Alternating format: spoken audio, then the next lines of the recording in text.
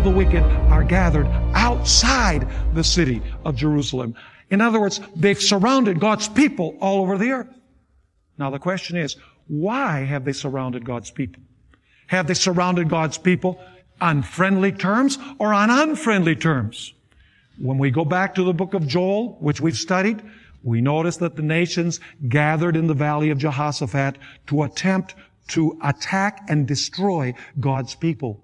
And so after humanity has been divided into these two groups, God's faithful people will be in this world during the outpouring of God's wrath, and the wicked will surround them with the intention of destroying them. But God will place upon them His protecting hand. In other words, they will not suffer the wrath of God, and they will not suffer the wrath of man. They will be protected in the midst of this terrible time in human history. Folks, the most fertile imagination cannot grasp what this time is going to be like.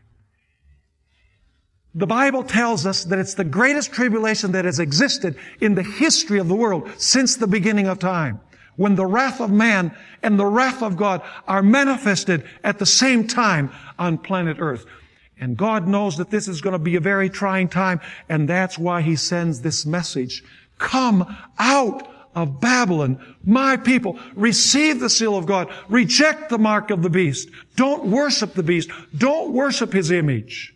Because if you do, you will be among those who are lost, eternally lost.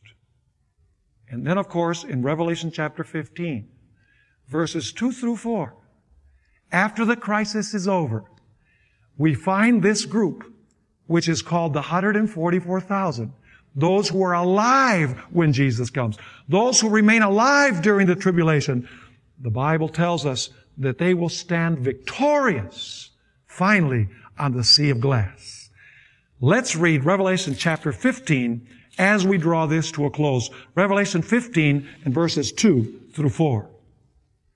And I saw something like a sea of glass, mingled with fire, and those who have the victory, notice, they have the victory over the beast, over his image, and over his mark, and over the number of his name, standing on the sea of glass, having harps of God. See, they're standing victorious now on the sea of glass. They're with the Lord in heaven. And then it says in verse 3, they sing the song of Moses, the servant of God, and the song of the Lamb, saying, Great and marvelous are your works, Lord God Almighty. Just and true are your ways, O King of the saints. Who shall not fear you, O Lord, and glorify your name?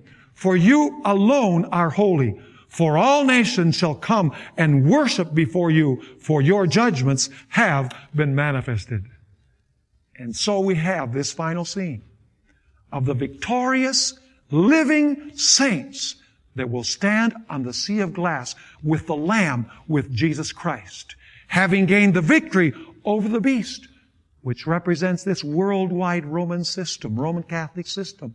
The victory over his image, which represents the United States of America, making this image or this reflection of what the papacy was like during the Middle Ages. They will be victorious over the mark of the beast, which we've already shown is the counterfeit day of worship. And they will be victorious over his number. And of course, his number is linked or connected with his name. And that name supposedly gives him authority, even to the point of changing God's holy law, which no human system and no human being can do.